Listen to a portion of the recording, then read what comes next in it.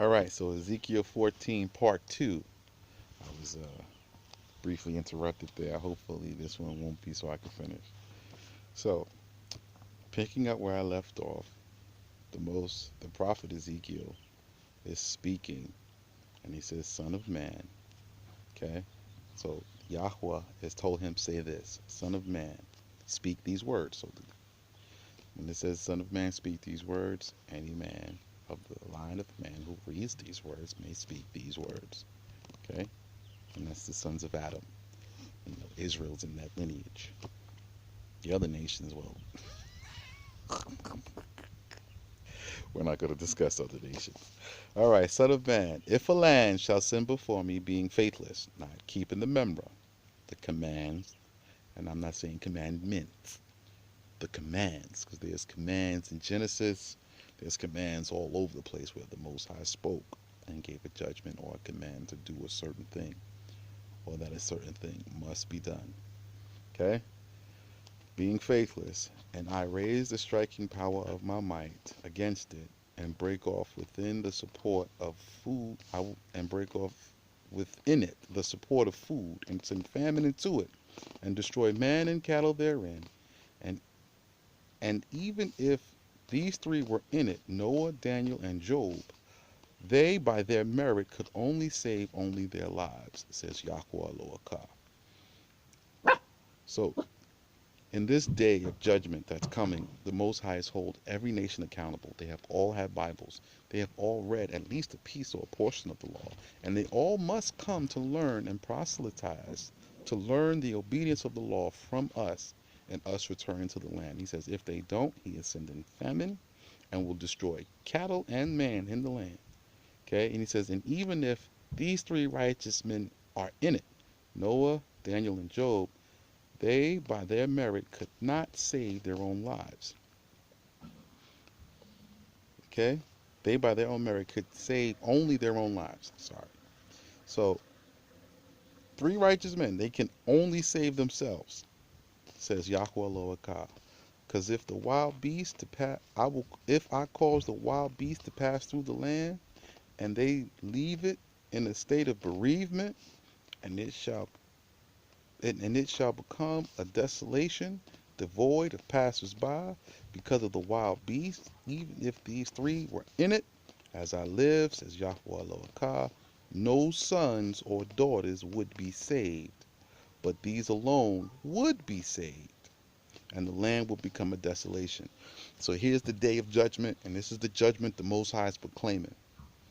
He's going to be killing people. He's going to be causing wild beasts to pass through, and the land's going to become a desolation. And the righteous men who are in it, he says they're only going to save themselves, not their sons and not their daughters.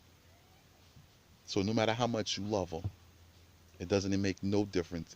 Everybody has to be meritorious and keep the law for themselves. Okay? So he says he'll make the land a desolation, devoid of passers-by because of the wild beasts. So wild beasts running rampant, running all through the land all crazy because the land itself is sinning, or the people of the land are rampant in sin. And people all over the world are eating abominations and doing abominable things. So he says, even if these three men were in it, as I live, says Yahweh, no sons or daughters would be saved out, but these alone would be saved, and the land would become a desolation. Or, if I will bring upon the land those who slay by the sword. So he's talking about soldiers now coming through. So he says, if he'll bring upon the land those who slay by the sword, and I say those who slay by the sword shall pass through the land, I will destroy man and cattle therein. So he's going to kill man and cattle therein. These three men in the midst of it, as I live, says Yahweh Elohim, they shall not save sons and daughters, but only they alone will be saved. So he says, even if war passed through the land, you can't save your son or your daughter. If you keep the law, you'll save yourself. Period. What's the age of accountability for children? It's 13. Okay? So that's how the Most High sees it. It's 13. I can go into the law, we can read it. That's a whole nother subject. But for right now, let's leave it at the blanket. The age of accountability for sons and daughters is 13. So above the age of 13, they're no longer counted as children under the parents' covering. They're responsible for their own words and their own vows. Okay? So he says, or, going to the next part. So war passed through the land. You're only going to save yourself. Or if I will send pestilence upon that land and pour out my fury upon it by saying, destroying man and cattle from it. And Noah, Daniel, and Job were in it. As I live, says Yahweh Elohim, they could save neither son nor daughter. They by their merit would save only their own lives. For thus says Yahweh Elohim, all the more when I send upon Jerusalem 4 terrible punishments, the sword, famine, wild beast, and pestilence, to destroy man and cattle from her. Behold, if there remain in her a remnant who escape, with sons and daughters who can be led out, and they come out to you, and you shall see their ways and their deeds, and shall be comforted for the evil which I have brought upon Jerusalem, and for all that I have brought upon it.